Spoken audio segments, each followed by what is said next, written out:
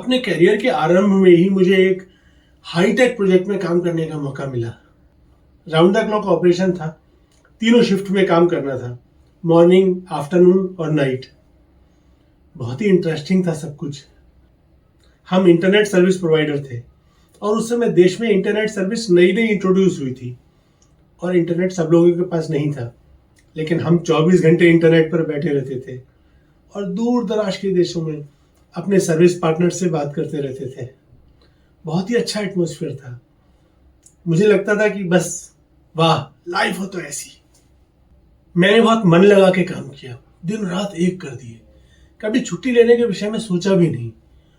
अपनी पहली होली तो मैंने ऑफिस में ही मनाई और दिवाली पर भी बस एक दिन के लिए घर गया था अपने पेरेंट्स से मिलने। इसी तरह 2 वर्ष बीत गए।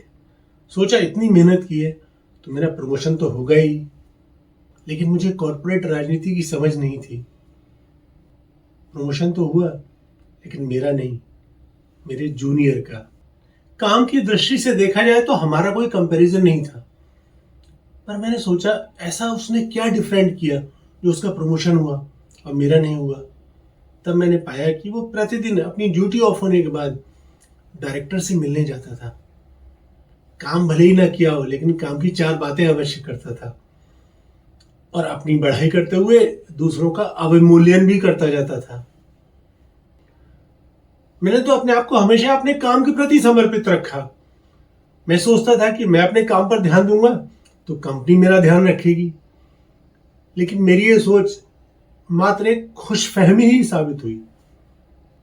मेरे लिए वह समय बहुत ही संघर्षपूर्ण था। जो प्रमोशन मुझे मिलना चाहिए था मेरे काम के एवज में, वो प्रमोशन मेरे जूनियर को मिल गया उसके मुखबिरी के एवज में। तो ऑफिस नीति का पहला पाठ यह है कि हर ऑफिस में, सरकारी हो या प्राइवेट हो या कोई भी कॉर्पोरेट हाउस हो, राजनीति नाम का एक खेल होता है जिस पर ध्यान देना अति आवश्यक है। भले ही आप उसमें पार्टिसिपेट ना करें, लेकिन अपने आसपास होने वाली गतिविधियों का ध्यान अवश्य रखें। तो फिर मिलते हैं अगले चैप्टर में नए लेसन के साथ।